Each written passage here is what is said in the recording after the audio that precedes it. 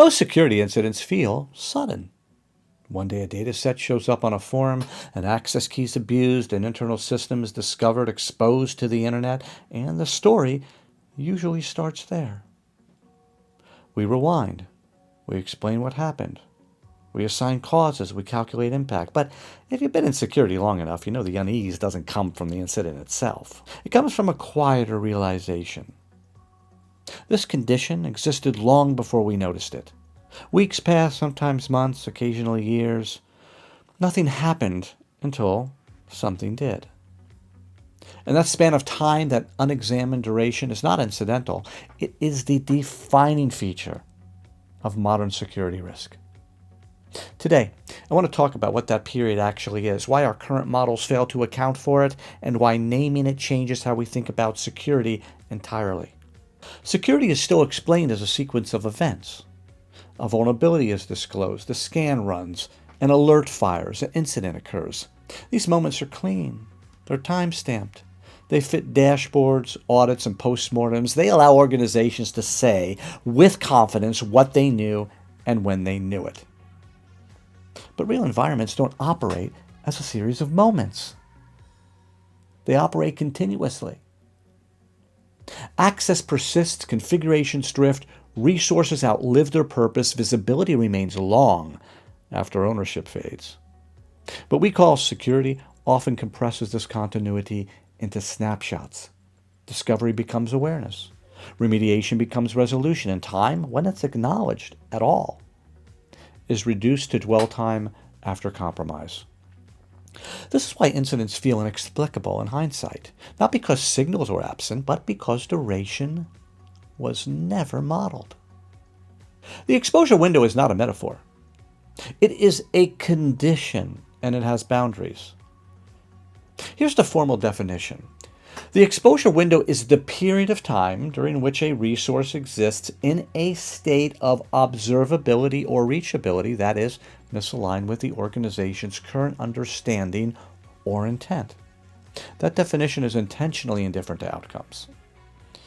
The exposure window begins when exposure exists, not when it's discovered. Discovery does not open the window. It reveals that it's already been open. And the window does not close when a scan completes, a ticket's closed, or documentation is updated. It closes only when the condition itself changes. No attacker is required, no breach is necessary, no failure has to occur. Exposure is a state, it's not an event, or it's a condition. When an exposure window exists, external observation is possible. That is unavoidable. If something is reachable or observable, then, by definition, someone can and will find it. But adversary interaction does not define the exposure window. Attackers benefit from exposure, but they do not create it.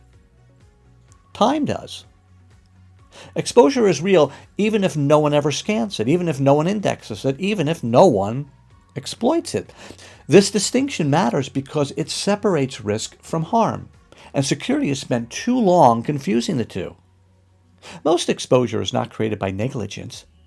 It's created by normal work. A resource is deployed for a valid reason. Access is granted temporarily. A configuration is adjusted to meet a deadline. Visibility is left in place just in case. At the moment of creation, ownership is clear. Intent is sound. Nothing is wrong. Then time passes.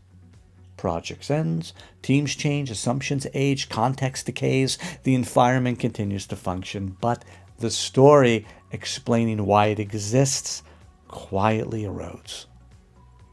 What remains is misalignment. A resource that is still real, still reachable, still observable, but no longer anchored to an accurate mental model, that is where exposure lives. Traditional risk models emphasize severity.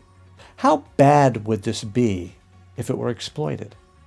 The exposure window introduces a different access, duration. A severe vulnerability that exists briefly is categorically different from a moderate exposure that persists indefinitely. Yet most scoring systems treat time as secondary or ignore it altogether. Here's the uncomfortable truth.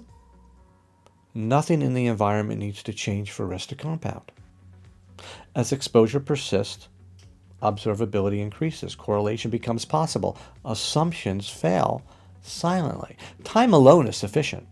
And time is the one variable no one owns. Security culture often assumes risk implies failure. The exposure window rejects that assumption. See, exposure does not require negligence, policy violations, malicious intent, control failure. It requires only that reality drift from belief. A system can be deployed correctly, approved appropriately, documented accurately, and still represent exposure if the assumptions surrounding it are no longer true. This is why post-incident narratives focused only on what went wrong feel incomplete. Exposure can persist without incident. That does not make it harmless. It makes it latent. The absence of consequence is not evidence of safety. It's evidence that nothing has intersected with the condition yet. If awareness only arrives at exploitation, maturity is indistinguishable from luck. If awareness arrives while exposure is still merely a condition, maturity becomes observable. The exposure window doesn't predict attack. It explains why, when attacks happen, they rarely feel surprising. Once exposure is understood as temporal, several comfortable ideals collapse. Discovery is not controlled. Severity without duration is incomplete. Prevention delays exposure. It does not eliminate it.